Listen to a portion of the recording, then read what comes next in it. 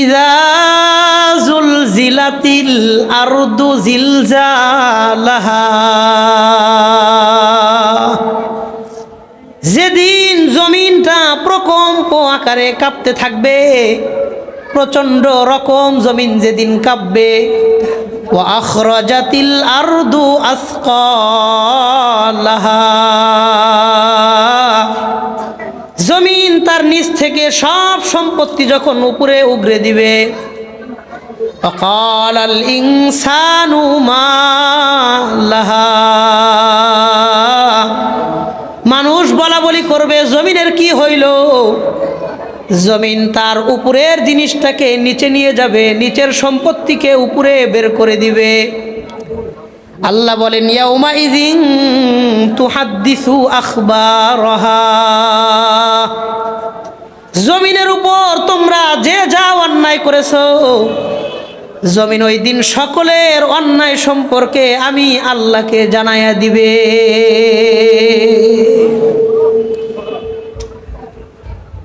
জমিন তার সমস্ত সংবাদ আল্লাহর কাছে বলে দিবে। সাহাবায়ে কেরাম নবীজিকে প্রশ্ন করলেন, ওমা আখবারুহা ইয়া রাসূলুল্লাহ, নবীজি কোরআনে আল্লাহ তাআলা বলেছেন জমিন তার সব সংবাদ আল্লাহর কাছে বলবে, জমিনের সংবাদগুলা কি? নবী বললেন, তোমাদের মধ্যে যেই ব্যক্তি যেখানে যেই গুনাহ করো, জমিন ওই দিন আল্লাহর সামনে বলবে এই ব্যক্তি আমার উপরে অন্যায় করেছে। ইয়াউমা কাযা ফি ওয়াক্তি কাযা, অমুক দিন অমুক সময় অমুক তারিখে অমুক জায়গায় এই ব্যক্তি আমি জমিনের উপরেই গুনাহ করেছে। দিন সহ তারিখ সহ সময় সহ সবগুলো গুনাহ আল্লাহর সামনে প্রকাশ করে দিবে। মানুষের সমস্ত অন্যায়ের যতগুলো সাক্ষী হয় তার মধ্যে অন্যতম গুরুত্বপূর্ণ একটা সাক্ষী হলো জমিন। যে যেই জায়গায় দাঁড়ায়া যেই গুনাহ করেছে, এই জমিন দিন তারিখ সময় সহ আল্লাহর সামনে বলে দিবে, আল্লাহ অমুক মাসের অমুক তারিখে অমুক দিন এতটা বাজে সে আমার উপর দাঁড়ায় এই গুনাহ করছে। এই জন্যই আল্লাহ তাআলাও জমিনের ব্যাপারে আমাদেরকে সতর্ক করেছেন। খোদ নবী করিম সাল্লাল্লাহু আলাইহি ওয়াসাল্লামকে নবীজিকে আল্লাহ তাআলা বলেছেন, ওয়ালা তামশি ফিল আরদি মারাহা, নবী আপনি জমিনের উপরে অহংকার করে হাইটেন না, নম্রভাবে হাইটেন। এই জমিন আমি আল্লাহর তৈরি। ওয়ালা তামশি ফিল আরদি মারাহা, ধম্ব নিয়ে অহংকার নিয়ে জমিনে হাইটেন না। অথচ আমগো এলাকার মানুষের কয়েকটা পয়সা হইলে আর একটু ক্ষমতা হইলে তার পা জমিনে পড়ে না, কাউরে গোনার টাইম নাই। অথচ নবীজিকে আল্লাহ বললেন জমিনে অহংকার করে হাইটেন না, নরমভাবে হাইটেন। কারণ এই জমিনের উপরে আমি যেমন করব, জমিনের নিচে কয়দিন পরে আমাকে যাইতে হবে। কথা বলেন? হ্যাঁ, এই জন্য জমিনের ব্যাপারে আমরা অহংকার প্রদর্শন করব না, বলেন ইনশাআল্লাহ। আল্লাহ তাআলা এই সূরা নাজিল করলেন। এই সূরার ফজিলত কি? এই সূরাকে জামিআ কেন বলা হয়? এই ব্যাপারে আবু দাউদ শরীফের 1399 নম্বর হাদিস আমি আপনাদের শোনাই। 1399 নম্বর হাদিস আবু দাউদ শরীফের। وعن عبد الله بن عمرو رضي الله تعالى عنه قال, হযরত আব্দুল্লাহ ইবনে আমর রাদিয়াল্লাহু আনহু থেকে বর্ণিত, তিনি বলেন, আন্না রাজুলান আতা রাসূলুল্লাহ সাল্লাল্লাহু আলাইহি ওয়াসাল্লাম, একদিন গ্রাম থেকে একজন বয়স্ক মানুষ নবীজির কাছে আসলেন। এক নাম্বার গ্রাম থেকে আসছে, 2 নাম্বার বয়স্ক। গ্রামের একজন বয়স্ক মানুষ নবীজির কাছে আসছে। আসার পরে বলতেছে, ইয়া রাসূলুল্লাহ আকরিনি মিনাল কুরআন, নবীজি আপনি আমারে কোরআন থেকে কিছু পড়ায়া দেন, কোরআন থেকে কোনো কিছু আমাকে আপনি শিখায়া দেন, আমি নিয়মিত ওই কোরআনের অংশটুকুন পড়তে চাই। নবীজি বললেন ইকরা সালাসাম মিন জাওয়াতির র। কোরআনে কারিমের মধ্যে কিছু সূরা আছে আলিফ লাম র, আলিফ লাম র দিয়ে শুরু হয়েছে এমন সূরা কোরআনের মধ্যে আছে 5টা। বলেন কয়টা? নবীজি বললেন এই 5টা সূরা থেকে তুমি 3টা সূরা পড়বা, 3টা আলিফ লাম র এমন 3টা সূরা তুমি শেখো। ওই লোকটা জবাব দিয়ে বললেন ইয়া রাসূলুল্লাহ কাবুরাত সিন্নি ওয়াস্তাদ্দা কলবি ওয়া গালুযা লিসানি। নবীজি 1 নাম্বার আমার বয়স বাইরে গেছে, 2 নাম্বার ওয়াস্তাদ্দা কলবি আমার অন্তরটা শক্ত হয়ে গেছে, ওয়া গালুযা লিসানি আমার জিহ্বাটা মোটা হয়ে গেছে, আমার বয়স বেশি হয়ে গেছে, চাইলেও এখন আমি বড় বড় সূরাগুলা পড়তে পারবো না। আলিফ লাম র এই সূরাগুলা অনেক বড়, আমার বয়স বাইরে গেছে, জেহেন দুর্বল হয়ে গেছে, আর আমার জবান মোটা হয়ে গেছে, জিহ্বা মোটা হয়ে গেছে, চাইলেও আমি এখন আর বড় সূরাগুলা মুখস্থ করতে পারবো না। নবীজি বললেন ফাকরা মিন জাওয়াতি সালাসাম মিন জাওয়াতি হামিম। তাহলে কোরআনের মধ্যে কিছু সূরা আছে হামিম, হামিম দ্বারা শুরু হয়েছে এমন সূরা আছে 7টা। কয়টা? তাহলে যেই সূরার শুরুতে হামিম দ্বারা আল্লাহ শুরু করেছেন এমন 7টা সূরা থেকে তুমি 3টা শেখো। ফাকালা মিসলামা কালাতিহিল উলা। লোকটা উত্তর দিয়ে আগের কথা বললেন নবীজি আমার বয়স বাইরে গেছে, জেহেন দুর্বল, জবান মোটা, আমার দ্বারা এমন বড় বড় সূরাগুলা পড়া সম্ভব নয়। নবী বললেন ফাকরা সালাসাম মিনাল মুসাব্বিহাত। কোরআনের কিছু সূরা আছে সাব্বাহা লিল্লাহ, কিছু সূরা আছে ইউসাব্বিহু লিল্লাহ। সাব্বাহা ইউসাব্বিহু এই সূরাগুলোকে এক শব্দে বলা হয় মুসাব্বিহাত। নবী বললেন তাইলে আরো ছোট কিছু সূরা আছে মুসাব্বিহাত, সেখান থেকে 3টা সূরা তুমি শেখো। লোকটা আগের উত্তর দিয়া বলল, তাহলে 3বার নবীজি বললেন আলিফ লাম র এখান থেকে 3টা পড়ো, হামিম এখান থেকে 3টা পড়ো। কয় আমার দ্বারা সম্ভব নয়। কয় তাহলে সাব্বাহা লিল্লাহি মা ফিস সামাওয়াতি ওয়াল আরদ ইউসাব্বিহু লিল্লাহি মা ফিস সামাওয়াতি ওয়াল আরদ, এমন দেখা সাব্বাহা ইউসাব্বিহু থেকে তুমি 3টা পড়ো। লোকটা বললেন বয়স বেশি, জবান ভারী, মেধা দুর্বল, সম্ভব নয়। এবার লোকটা বলে আকরিনি সূরাতান জামিআ, নবী আমারে এমন একটা সূরা শিখায় দেন যেই সূরাতে দুনিয়া এবং আখিরাতের সব বিষয় আল্লাহ একসাথে দিয়ে দিছে। দুনিয়ার সব দিছে, আখিরাতের সব দিছে, এমন একটা সূরা কোন আমি 3টা পারবো না। এই হাদিস থেকে জানা যায় কোরআন শেখার সময় ছোটবেলায় কোরআন শিখতে হবে যেন সহি শুদ্ধ করে কোরআন শেখা যায়। কারণ বয়স যখন ভারী হয়ে যায়, মেধা যখন দুর্বল হয়ে যায়, তখন ওই লোকটা চাইলেও আর সহি শুদ্ধ মতন তেলাওয়াত শিখতে পারে না। নবীর সাহাবী আগ্রহের কোনো কমতি নাই, কিন্তু বয়স তাকে সাপোর্ট দিতেছে না, তার শরীরের কন্ডিশন তাকে গ্রহণ করতেছে না। বয়স কম থাকতেই সহি শুদ্ধ করে কোরআন শিখতে হবে। এই হাদিস থেকে সেটা প্রমাণ পাওয়া যায়।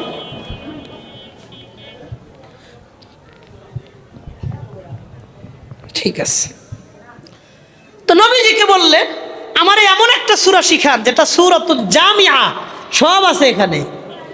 ফাআকরাহু রাসূলুল্লাহ সাল্লাল্লাহু আলাইহি ওয়াসাল্লাম, নবীজি তাকে পড়াইলেন, বলো ইজা জুলজিলাতিল আরদু জিলজালাহা ওয়া আখরাজাতিল আরদু আসকালাহা।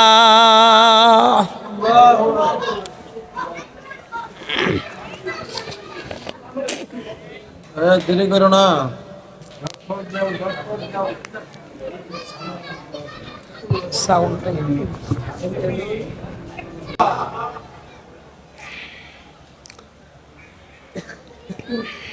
তাহলে এই কথা শোনা যাইতেছে তো? ঠিক আছে।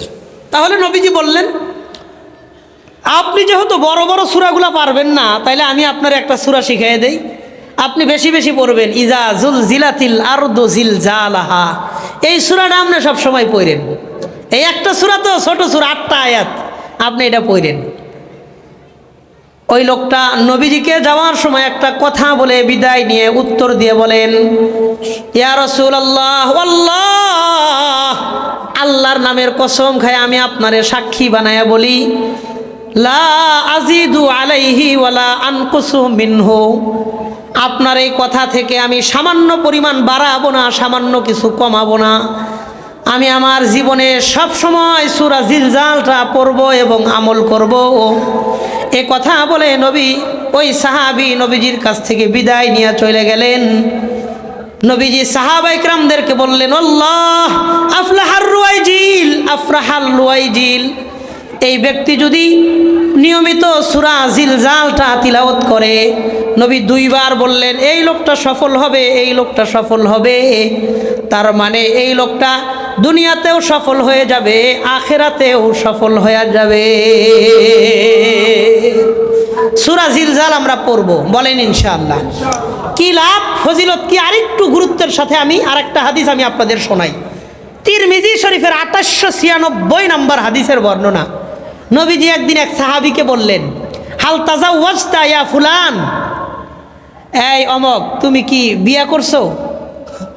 নবীজি সাহাবীকে জিজ্ঞাসা, এই তুমি কি বিয়া করছো? বলেন না সুবহানাল্লাহ। সাহাবী উত্তর দিয়া বললেন, লা ইয়া রাসূলুল্লাহ, নবীজি আমি বিবাহ করি নাই, কারণ আমার কাছে এমন কিছু নাই যেটার বিনিময়ে আমি বিবাহ করব। নবীজি অনেকগুলা কথা বললেন, শেষে একটা কথা বললেন, আলাইসা মাকা ইযা জুলজিলাতিল আরদু জিলজালাহা, এই তুমি কি সূরা জিলজাল পারো না? সাহাবী বললেন, বালা ইয়া রাসূলুল্লাহ, নবী অবশ্যই আমার কাছে সূরা জিলজাল আছে, আমি পড়তে পারি, আমার মুখস্থ আছে। নবীজি উত্তর দিয়ে বললেন, ফাহিয়া রুবুল কুরআন, শোনো, সূরা জিলজাল হলো পুরা কোরআনে কারিমের 4 ভাগের 1 ভাগ। যে ব্যক্তি সূরা জিলজাল একবার পড়বে, তার আমল নামায় আল্লাহ তাআলা 7.5 পারা তিলাওয়াতের সব লিপিবদ্ধ করে দেন। একবার পড়লে 7.5 পারা, বলেন কত পারা? নবীজি বললেন, নমান করাহা মাররাতাইন, আর যেই ব্যক্তি সূরা জিলজাল 2 বার পড়বে, ফাকান্নাহু ক্বারাআ নিসফাল কুরআন, কেমন যেন সে কোরআন থেকে 15 পারা তিলাওয়াত করলো।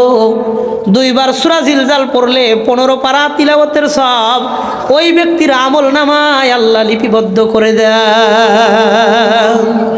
নবীজি বলেন, নমান করাহা আরবা মাররাত, আর যেই ব্যক্তি সূরা জিলজালটা 4 বার পড়বে, ফাকান্নাহু ক্বারাআল কুরআনা কুল্লাহ, কেমন যেন ওই ব্যক্তি পুরা কোরআন শরীফটা একবার খতম করছে। দিনে 2 বার, রাতে 2 বার সূরা জিলজাল পড়লে তার আমল নামায় 1 খতম তিলাওয়াতের সব আল্লাহ দান করে দেয়।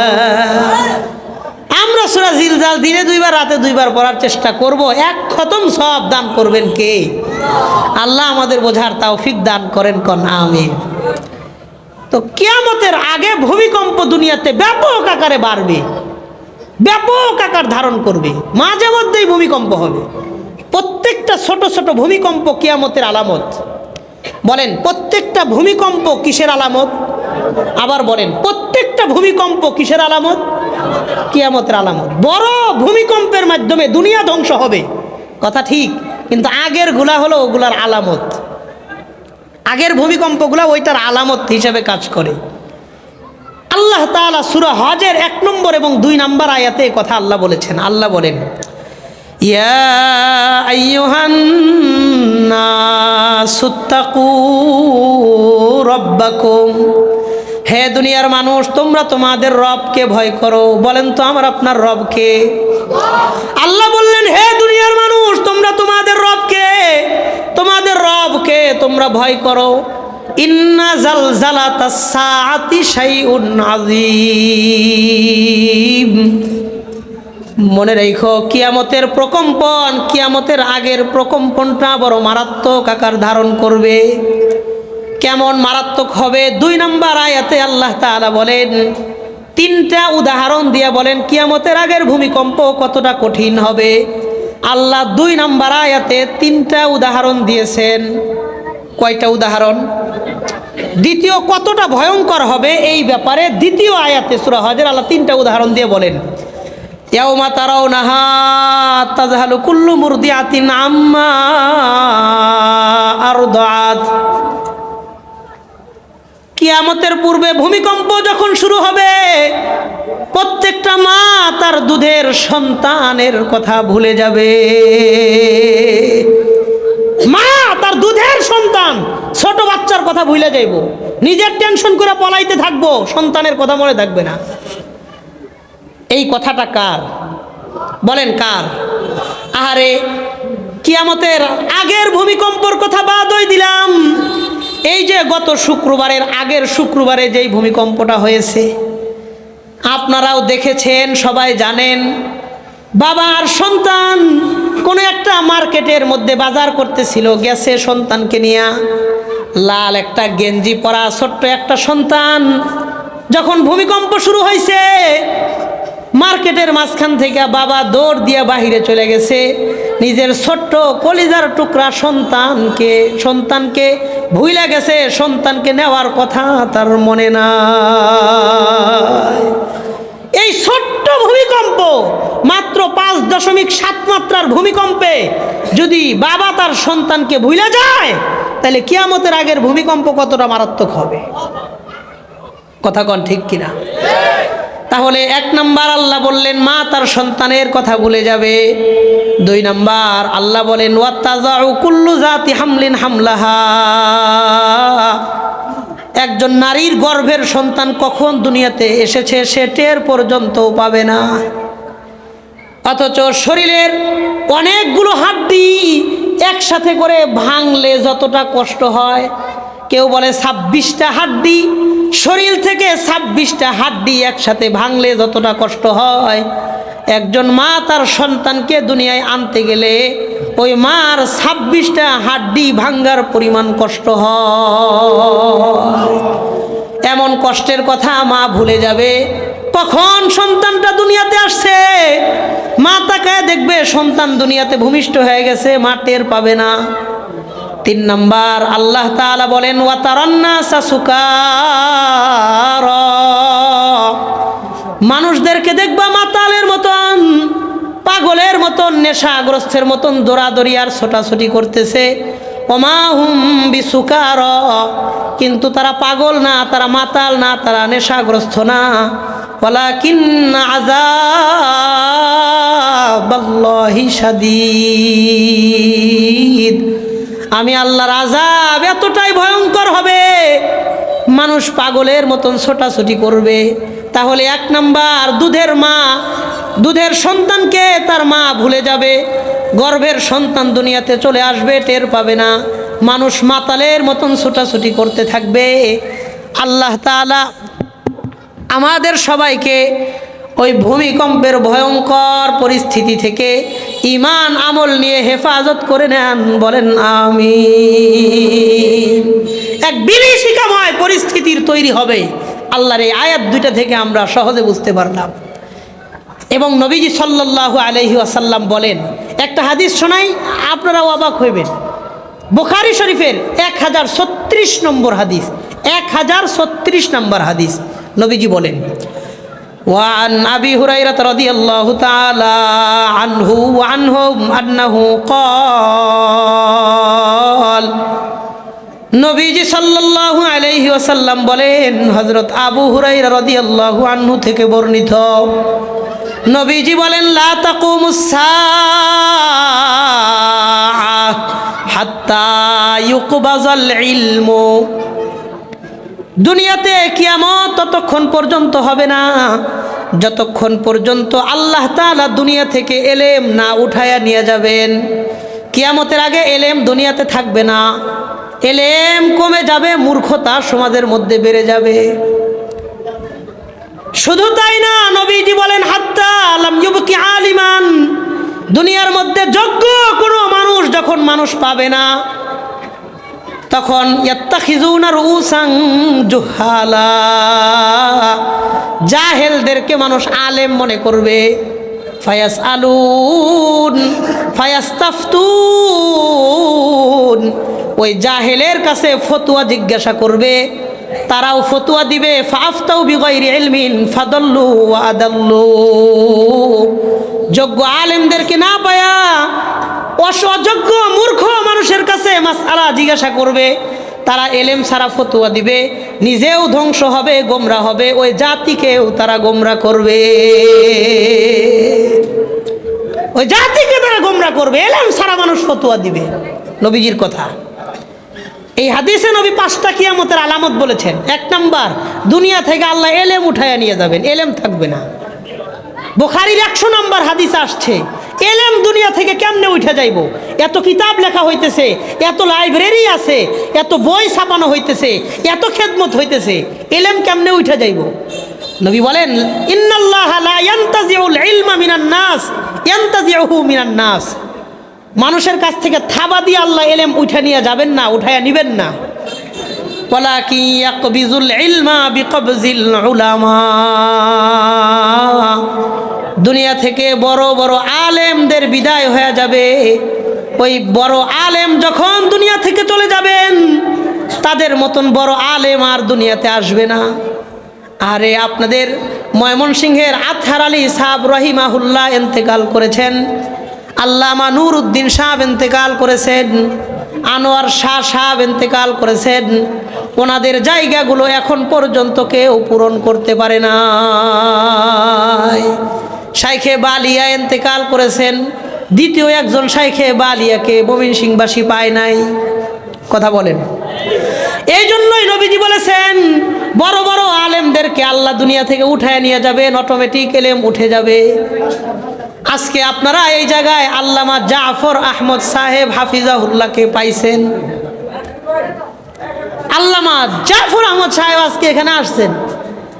আগামী 20-25 বছর দোয়া করি আল্লাহ হযরতকে সুদীর্ঘ নেক হায়াত দান করেন।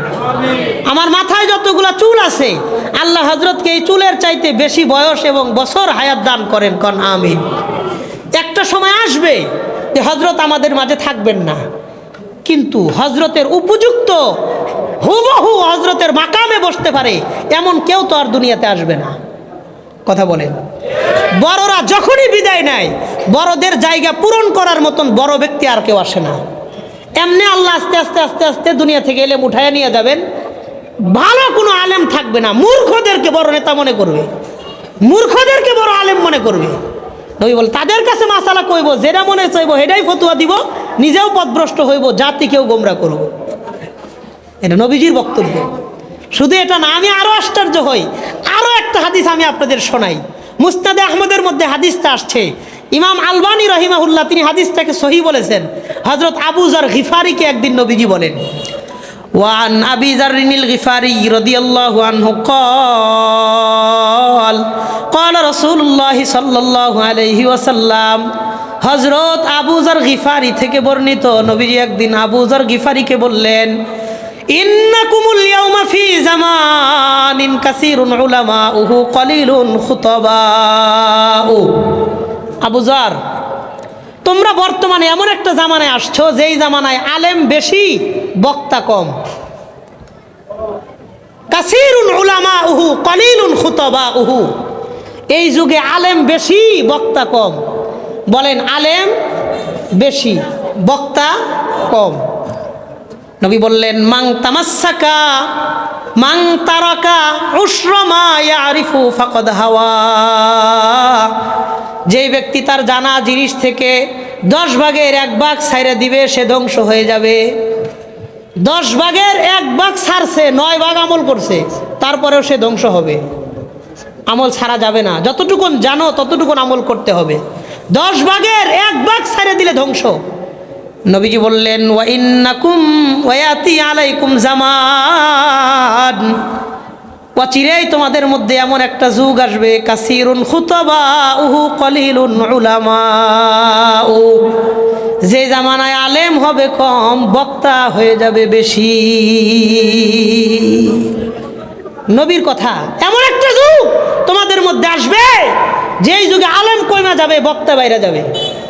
বলেন ওই যুগটা কি আসবে না আসছে? বলেন আসবে না আসছে? আসছে, আসছে। এটা নবীর কথা।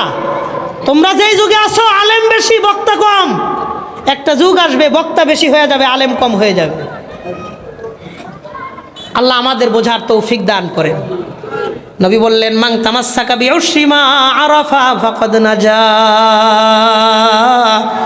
ওই জামানায় তার জানা জিনিসের মধ্যে থেকে 10 ভাগের 1 ভাগ আমল করলে ওই ব্যক্তিকে আল্লাহ নাজাতের ফয়সালা করে দিবে। 10 ভাগের 1 ভাগ আমল করলেও আল্লাহ তাকে নাজাত দিয়ে দিবেন। তার মানে আগে 9 ভাগ আমল করছে, 1 ভাগ ছাড়ছে, অবস্থা খারাপ। এই যুগে 9 ভাগ ছেড়ে দিছে, 1 ভাগ আমল করছে, তাকেও আল্লাহ নাজাত দিয়ে দিবেন। কারণ কি? এই যুগে গুনাহ করা সহজ, আমল করা কঠিন। ওই যুগে আমল করা ছিল সহজ, গুনাহ করা ছিল কঠিন। আজ থেকে 20 বছর আগে একটা সিনেমা দেখতে হইলে ময়মনসিংহ শহরে যায় দেহন লাগতো। কথা বলেন? হ্যাঁ, গুনাহ সহজ বিষয় ছিল না। এরপরে বড় বড় বাজারে ছোট্ট ছোট্ট টেলিভিশন আসছে, ওখানে মানুষ সিরিয়াল দিয়ে দিয়ে দেখছে। এরপরে বড় বাজার থেকে আইছে চাষটালের মোড়ে মোড়ে, ওই মোড়ে মোড়ে থেকে ঢুকছে বাসায় বাসায়। এখন আর বাসার থেকে সরাসরি পকেটে ঢুকে গেছে। কথা বলেন? গুনাহটা দিন দিন কঠিন হইতেছে না সহজ হইতেছে? সহজ হইতেছে। এই জন্য নবীজি বললেন অল্প আমল করো, ইখলাসের সাথে সামান্য পরিমাণ আমল করো, তাইলেও তোমাদেরকে আল্লাহ নাজাত দিবেন, তাইলেও দিবেন। এটা কেমন? আগের যুগে আমল বেশি করণ লাগছে, এখন আমল কম করলেই হয়ে যায়। কারণ কি? কারণটাও সহজে বুঝবেন। আপনাদের এলাকায় টমেটোর যখন সিজন থাকে, সিজন, ওই সময় টমেটো কত করে কেজি কেনেন? 10 টাকা, 5 টাকা। অনেক সময় রাত বেশি হইলে কেউ নেয়ও না, ফালায়া থিয়ে আইসা পড়ে। কথা বলেন? একদম ফ্রেশ নির্ভেজাল ফরমালিন মুক্ত 1 কেজি টমেটোর দাম 5 টাকা সিজনের সময়। সিজনের বাহিরে 1 কেজি টমেটোর দাম 150 টাকা। ওই যে 150 টাকা দিয়ে যে কিনছেন, ওইটার মধ্যে ফরমালিন নাই না আছে? ভেজাল কম না বেশি? পুরাটাই ভেজাল। তো ভেজালওয়ালা জিনিসকে 150 টাকা কেজি কিনলেন, ভালো জিনিসকে 10 টাকা কেজি ফালাইয়া রেখে আসলেন। এটার একটা যুক্তি আছে, কারণ এটা সিজনে আসছে। সিজনে আসলে জিনিসের দাম কম হয়, সিজনের বাহিরে জিনিসের দাম বেশি হয়। এটা দুনিয়ার নিয়ম, আল্লাহরও নিয়ম। এই জন্যই তো যারা নবীকে দেখে নামাজ শিখছে, যারা সাহাবীকে দেখে নামাজ শিখছে, তাদের আমল আর আমগো আমল সমান হবে? হবে না। আমাদের ভরসা এবং আশার জায়গা একটাই, আল্লাহ সাহাবীদেরকে আপনি আমলের সিজনে পাঠাইছেন, তাবেঈনদেরকে আমলের সিজনে পাঠাইছেন, তাবেঈনদেরকে আমলের সিজনের সময় পাঠাইছেন। তাদেরকে আপনি যেই রেট দিবেন দিয়েন, কোনো অসুবিধা নাই। আমাদেরকে যেহেতু কিয়ামতের আগের সময়ে দুনিয়াতে পাঠাইছেন, ফিতনা ফাসাদ আর গুনার সময়ে মৌসুম ছাড়া পাঠাইয়া দিছেন, আমাদের আমলের রেট ভাঙ্গা চূড়া ফরমালিনওয়ালা ঝামেলাওয়ালা গুনাওয়ালা আমল হইলেও রেটটা একটু বাড়াইয়া দিয়ে।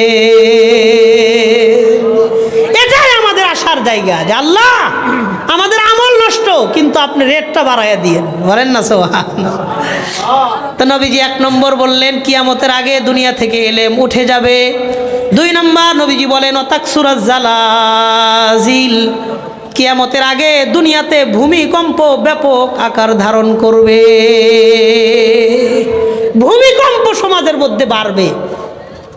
গত সপ্তাহে 2-3 দিনের ব্যবধানে কয়েকবার ভূমিকম্প হয়েছে। কথা বলেন ঠিক কিনা? 2023 সালে তুরস্কে একবার ভূমিকম্প হয়েছিল। এক ভূমিকম্পে 50,000 মানুষ ইন্তেকাল করেছে। একটা ভূমিকম্পে 50,000 মানুষ ইন্তেকাল করেছে। গত 2-3 মাস আগে আফগানিস্তানে ভূমিকম্প হয়েছে এক গ্রামের 2000 মানুষ ইন্তেকাল করেছে। এই ভূমিকম্পগুলো কেন হয়?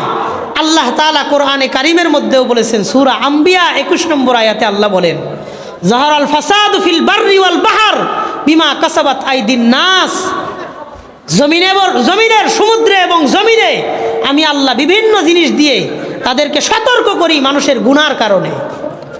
তো সহজ কথা হলো, জমিনে ভূমিকম্প হয় মানুষের গুনার কারণে। মানুষের গুনার কারণে জমিনে ভূমিকম্প হয়। জমিন আমাদেরকে সতর্ক করে, আল্লাহ সতর্ক করে দেন। কেন? লিইউযীকাহুম বা'যাল্লাযী আমিলু, তাদের গুনার কিছু জিনিস যেন তাদেরকে আমি দেখাইতে পারি, তাদেরকে চাখানোর জন্য, দেখানোর জন্য যে দেখ তোরা কি পরিমাণ অন্যায় করস। আরে আপনি ময়মনসিংহ শহরের মধ্যে, ঢাকা শহরের মধ্যে এক রাত্রে যেই পরিমাণ গুনাহ হয়, পুরা দুনিয়া, পুরা ঢাকা ময়মনসিংহ তছনছ করে ধ্বংস করে দেওয়ার জন্য যথেষ্ট। কথা বলেন, এক রাতে ঢাকা শহরে যেই গুনাহ হয়, ঢাকা শহর কয়েকবার ধ্বংস করে দেওয়ার জন্য ওই গুনাহই যথেষ্ট। শুধু আল্লাহ দয়া করে না গজবটা দেয় না, শুধু আল্লাহ মায়া করে গজবটা দেন না। কথা বলেন ঠিক কিনা? হ্যাঁ, শুধুই আল্লাহ দয়া করে গজবটা দেন না। এই জন্য নবীজি বললেন, আল্লাহ তাআলাও বলেন যে এই ভূমিকম্প দেই কেন? লাআল্লাহুম ইয়ারজিউন, তারা যেন তাদের গুনাহ থেকে ফিরে আসে। কিন্তু কেউ ফেরে না। ভূমিকম্প হওয়ার আগে যে সিগারেট খাইতো এখনো খায়, যে মদ খাইতো সে এখনো মদ খায়। ভূমিকম্পের আগেও নামাজ পড়তো না, এখনো নামাজ পড়ে না। ভূমিকম্পের আগেই অবৈধ সম্পর্ক করতো, এখনো অবৈধ সম্পর্ক করে। ভূমিকম্পের আগেও চুরি করতো, এখনো চুরি করে। ভূমিকম্পের আগেও গীবত করতো, এখনো গীবত করে। তো ভূমিকম্প আমার জীবনে কোনো পরিবর্তন ঘটাইতে পারে নাই। ভূমিকম্প আমাদের জীবনে কোনো প্রভাব বিস্তার করতে পারে নাই। কথা বলেন ঠিক কিনা? অথচ আল্লাহ ভূমিকম্প দিলেন লাআল্লাহুম ইয়ারজিউন, তারা যেন ফিরে আসে আমি আল্লাহর দিকে। কিন্তু মানুষ ফিরে যায় তার গুনার দিকে, আল্লাহর দিকে ফিরে যায় না। আল্লাহ আমাদের বোঝার তৌফিক দান করেন। তো ভূমিকম্প দুনিয়াতে কেন হয়, এই ব্যাপারে আমি একটা হাদিস আপনাদের সামনে পড়েছিলাম। তিরমিজি শরীফের 2210 নম্বর হাদিসের বর্ণনা। এই হাদিসটা অত্যন্ত মন দিয়ে শোনেন।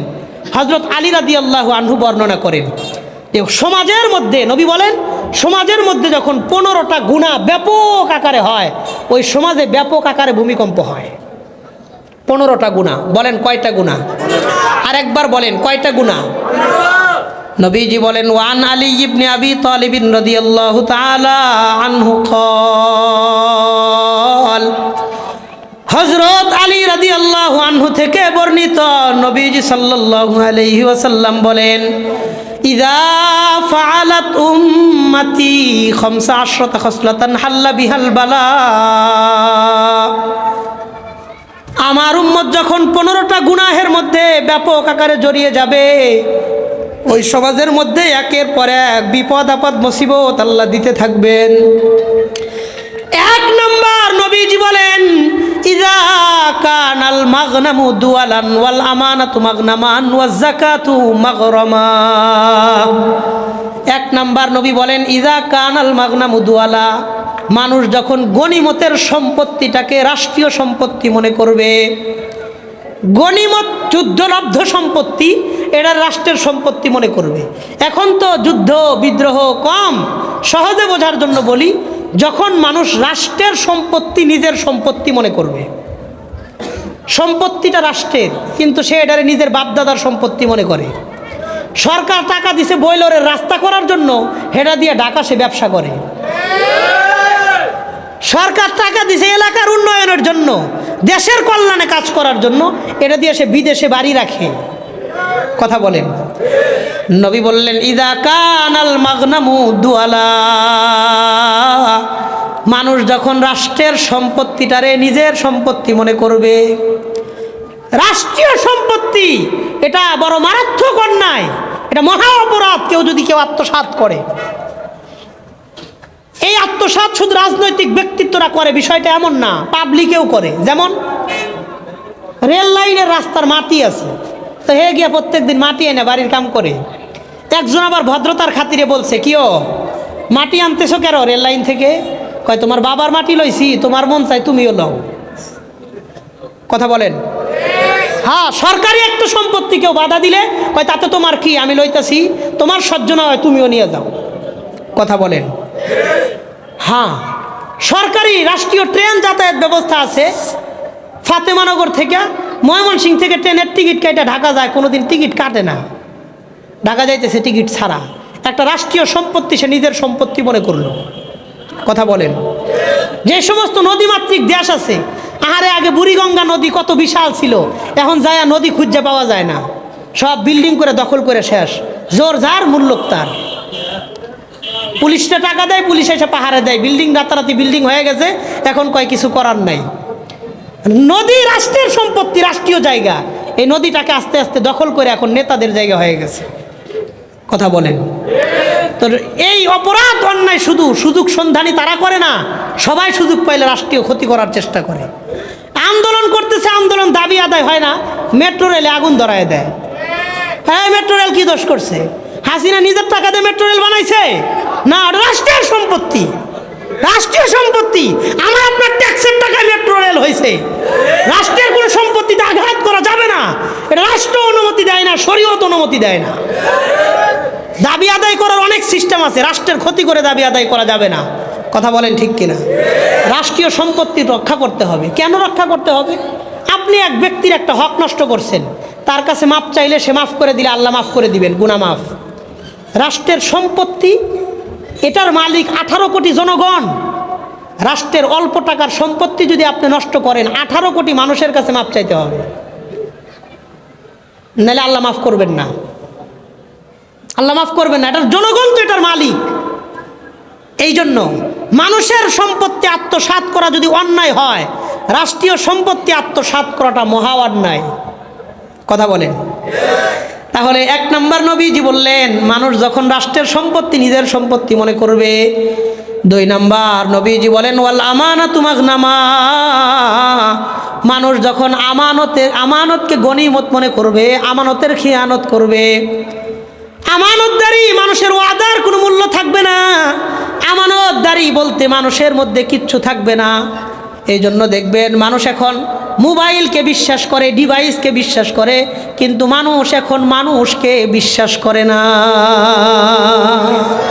একটা মোবাইলে যে পরিমাণ বিশ্বাস করে, একটা মানুষে ওই পরিমাণ বিশ্বাস করে না। কথা কন ঠিক কিনা? তাহলে 1 নম্বর মানুষ রাষ্ট্রীয় সম্পত্তি নিজের সম্পত্তি মনে করবে।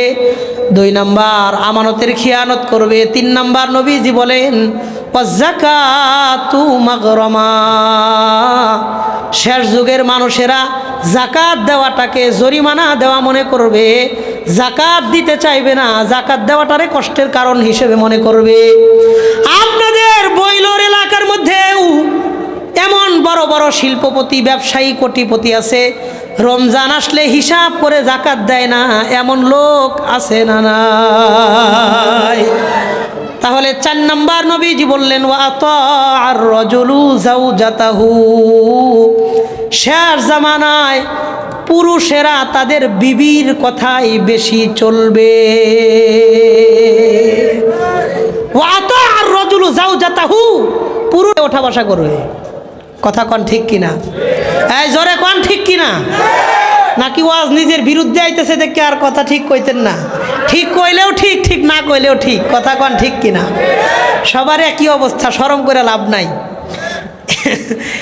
নবীজি বললেন, শেষ যুগের নারীদের কথায় তার পুরুষ চলাফেরা করবে। কয় নিজের বিবির কথায় চলা তো খারাপ না, তাইলে নবীজি এটাকে মন্দ হিসেবে উপস্থাপন করলেন। কারণ কি? 5 নম্বর জিনিসের দিকে তাকাইলে বোঝা যায়। নবী বলেন, ওয়া আক্কা উম্মাহু, শেষ জামানায় পুরুষরা তার বিবির কথা শুনে তার মার মনে কষ্ট দিবে। কি বলছে না বলছে বিবি, এই কথা শুনে মারে ধমক দেয়, মাকে শাসন করে। এমন পোড়া কপাল সন্তান এই এলাকার মধ্যে আছে না নাই? কত বড় দুঃসাহস! তোমার জবান দিয়ে কথা শিখাইছে তোমার মা, তোমার মা তোমারে কথা বলান শিখাইছে, ওই জবান দিয়ে মারে ধমক দাও, আল্লাহর আরশ কাঁপবে, আল্লাহ কোনোদিন সহ্য করবে না। মা কথা বলা শিখাইছে, ওই জবান দিয়ে মারে ধমকায়। আল্লাহ আমাদের বোঝার তৌফিক দান করেন।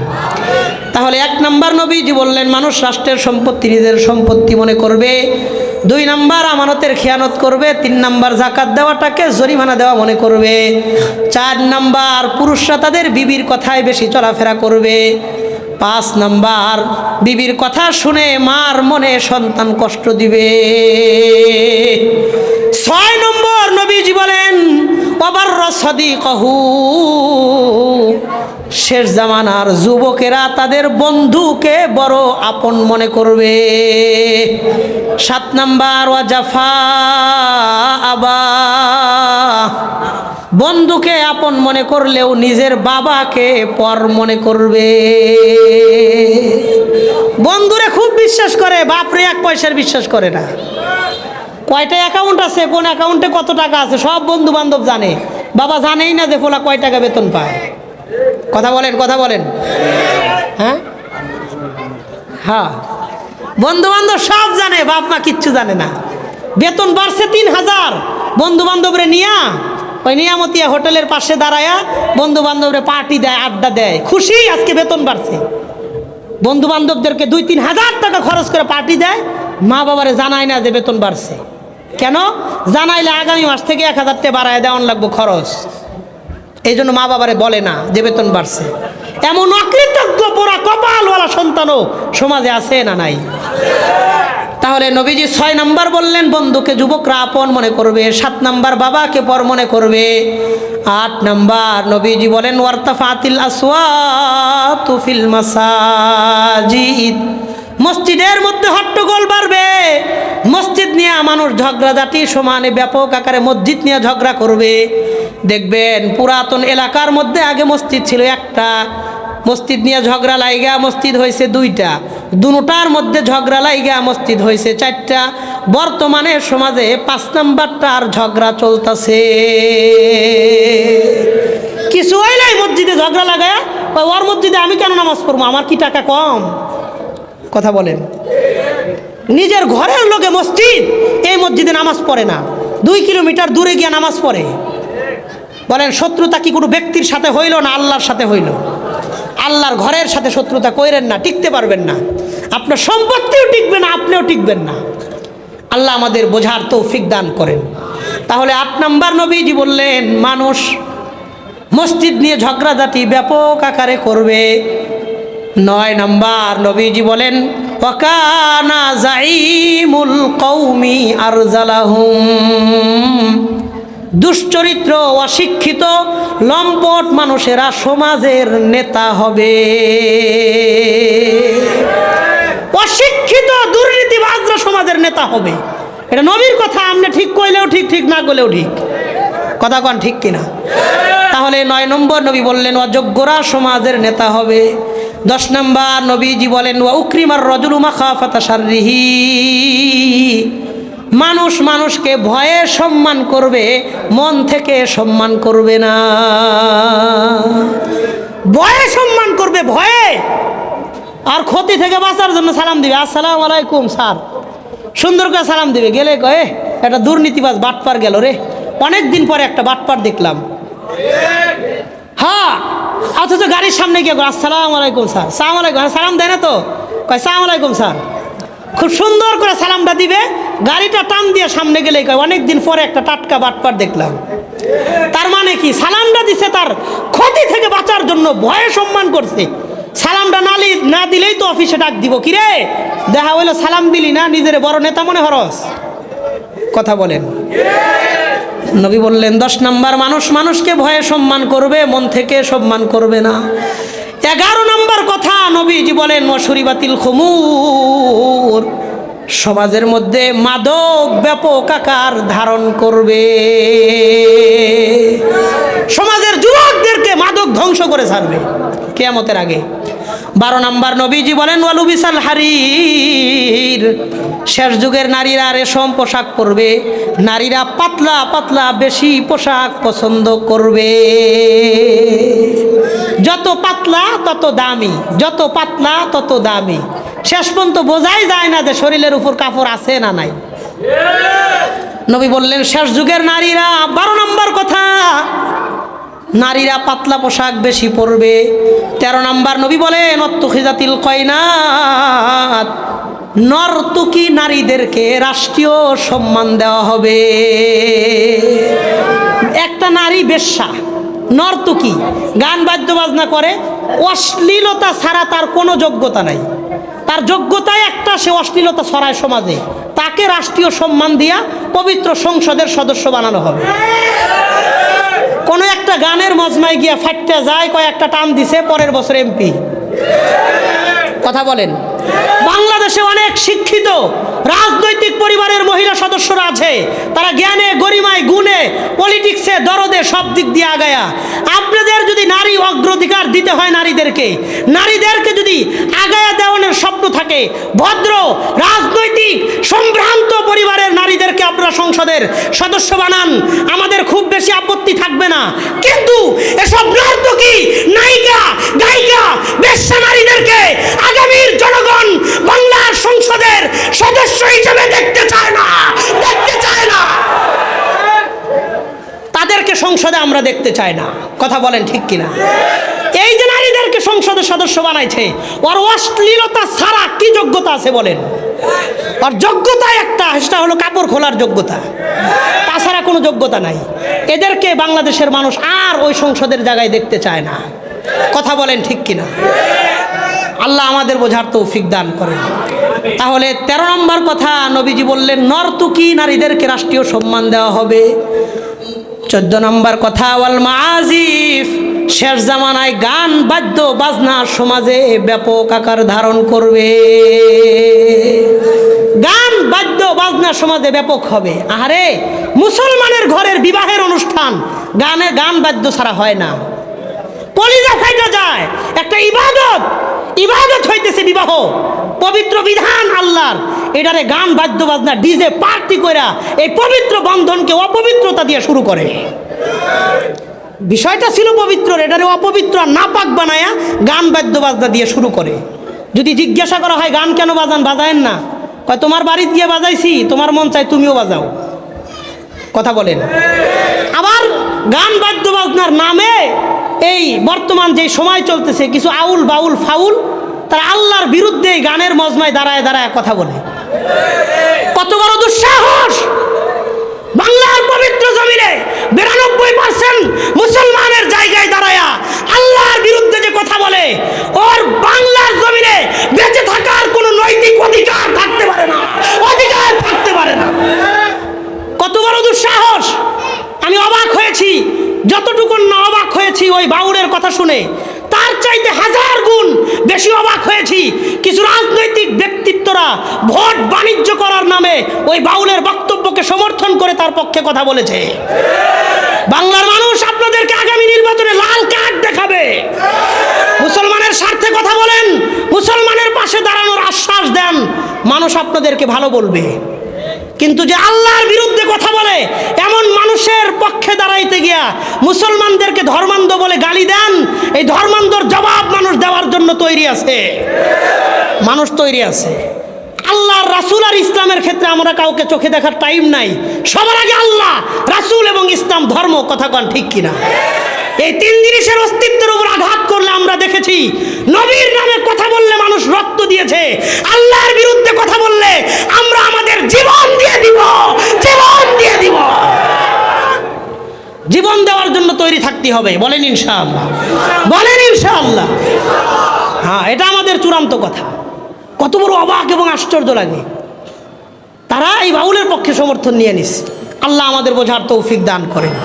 তাহলে 14 নম্বর কথা নবী বললেন, বাদ্য বাজনা গান সমাজে ব্যাপক হবে। 15 নম্বর কথা নবী বলেন, ওয়ালানা আখিরু হাদিহিল উম্মতি আউওয়ালাহা, এই যুগের পরবর্তী মানুষরা আগের মানুষদেরকে লানত করবে। পরবর্তী মানুষেরা আগের মানুষদেরকে খারাপ বলবে, গালিগালাজ করবে, বকা বাদ্য করবে। সহজ তর্জমা বলি, শেষ যুগের ছোটরা মুরব্বীদেরকে সম্মান করবে না। 15 নম্বর কথা, ছোটরা বড়দেরকে সম্মান করবে না। তাহলে এই হাদিসের মধ্যে নবীজি আমাদেরকে 15টা কথা বললেন। 1 নম্বর, মানুষ যখন রাষ্ট্রের সম্পত্তি নিজের সম্পত্তি মনে করবে। 2 নম্বর, আমানতের খিয়ানত করবে। 3 নম্বর, জাকাত দেওয়াটাকে জরিমানা দেওয়া মনে করবে। 4 নম্বর, মানুষ তার বিবির কথায় বেশি চলবে। 5 নম্বর, মার মনে বেশি বেশি কষ্ট দিবে। 6 নম্বর, বন্ধুকে আপন মনে করবে। 7 নম্বর, বাবারে পর মনে করবে। 8 নম্বর, মসজিদ নিয়ে ঝগড়াঝাটি ব্যাপক হবে। 9 নম্বর, অযোগ্য মানুষরা সমাজের নেতা হবে। 10 নম্বর, মানুষকে ভয়ে সম্মান করবে, মন থেকে করবে না। 11 নম্বর মাদক সমাজের মধ্যে ব্যাপক হবে। 12 নম্বর পাতলা পোশাক নারীরা ব্যাপক আকারে পরবে। 13 নম্বর নর্তকীদেরকে রাষ্ট্রীয় সম্মান দেওয়া হবে। 14 নম্বর গান বাদ্য বাজনা সমাজে ব্যাপক হবে। 15 নম্বর ছোটরা মুরব্বীদেরকে সম্মান করবে না। বলেন এই 15টা অন্যায় বর্তমান যুগে আছে না নাই? নবীজি বললেন এই 15টা অন্যায় যখন তোমরা সমাজে দেখবা, ফালইয়ারতাকিবু ইনদা যালিকা রিহান হামরা, ওই সময় তোমরা গরম একটা বাতাসের অপেক্ষা করো। দুনিয়ার বাতাসগুলা গরম হয়ে যাবে। আও জালজালাতান আও খসফান আও মাসখা, ওই সময় দুনিয়াতে ভূমিকম্প ব্যাপক আকারে বাড়বে, ভূমি ধস হতে থাকবে, মানুষের চেহারাগুলো বিকৃতি হতে থাকবে। নবীজি সতর্ক করলেন এই 15টা অন্যায়ের কারণে দুনিয়াতে ভূমিকম্প বাড়ে। বলেন এই 15টা অন্যায় বর্তমান যুগে সমাজে আছে না নাই? প্রত্যেকটা অন্যায় আছে, প্রত্যেকটা অন্যায় আছে। অনেকগুলো কথা আমি আপনাদের সামনে বললাম। তা আমাদের করণীয় কি? আল্লাহ তাআলা সূরা জিলজালের শেষ 2টা আয়াতে বলেছেন, তো তুমি দুনিয়ার মধ্যে 2টা কথা মনে রাখবা, 2টা। ফামাই ইয়ামাল মিসকালা যাররাতিন খায়রান ইয়ারা, এই দুনিয়াতে যে সামান্য পরিমাণ একদম অনুপরিমাণ ভালো আমল করবে সেটা সে হাসরে পাবে। ওমাই ইয়ামাল মিসকালা যাররাতিন শাররান ইয়ারা, আর যেই ব্যক্তি সামান্য পরিমাণ গুনাহ করবে সে ওই গুনাহটাকেও হাসরের মাঠে দেখতে পারবে। এই জন্য আমরা আমাদের অতীত জীবনের সমস্ত গুনাহ থেকে তওবা করে, ভূমিকম্প আমাদেরকে তওবার দিকে আহ্বান জানায়, তওবার দিকে আহ্বান জানায়, তওবা করতে বলে। ভূমিকম্প হয়ে গেছে, আমাদের তওবা এখনো হয় নাই। আমরা এই শুক্রবারের মাঝখানে যে 2-3 দিন সময় আছে, আল্লাহর কাছে প্রত্যেকেই 2 রাকাত সালাতুত তাওবা আদায় করে নিজেকে মৃত্যুর জন্য প্রস্তুত রাখবো। বলেন ইনশাআল্লাহ। যখনই ভূমিকম্প হবে, ভূমিকম্প আমাদেরকে তওবার দিকে আহ্বান জানায়। সারা দেশের মানুষদেরকে আমি আহ্বান জানাবো, আমরা আমাদের অতীত জীবনের সমস্ত গুনাহ থেকে তওবার নিয়তে 2 রাকাত সালাতুত তাওবা আদায় করব, নিজের সমস্ত পাপ পঙ্কিলতা থেকে ধুয়ে মুছে আল্লাহর কাছে তওবা করব। বলেন ইনশাআল্লাহ। অনেকে বলে আমি যেই পরিমাণ গুনাহ করছি মনে হয় আল্লাহ আমারে মাফ করতো না। এটা শয়তানের টাটকা ধোঁকা তাকে দিতেছে। কারণ শয়তান চায় গুনাহ করুক, গুনাহ হয়ে গেলে পরে শয়তান চায় তওবা না করুক। কারণ গুনাহ করার পরে যদি তওবা করে মাফ পাওয়া যায় তাহলে শয়তানের লাভ কি? কথা বলেন। এই জন্য শয়তান আপ্রাণ চেষ্টা করে বান্দা যেন তওবা না করে। এই জন্য তওবা করার দায়িত্ব আমার, কবুল করার মালিক কে?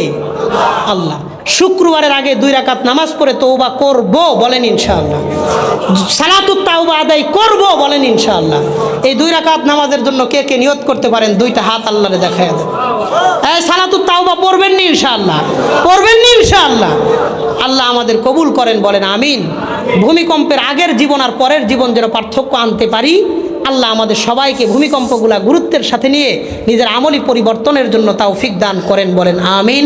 ভূমিকম্পের কারণগুলো থেকে নিজে, পরিবার, পরিজন নিয়ে বেঁচে থাকার তৌফিক দান করেন। হাদা ওয়া আখিরু দাওয়ানা আনিল হামদুলিল্লাহি রাব্বিল আলামিন।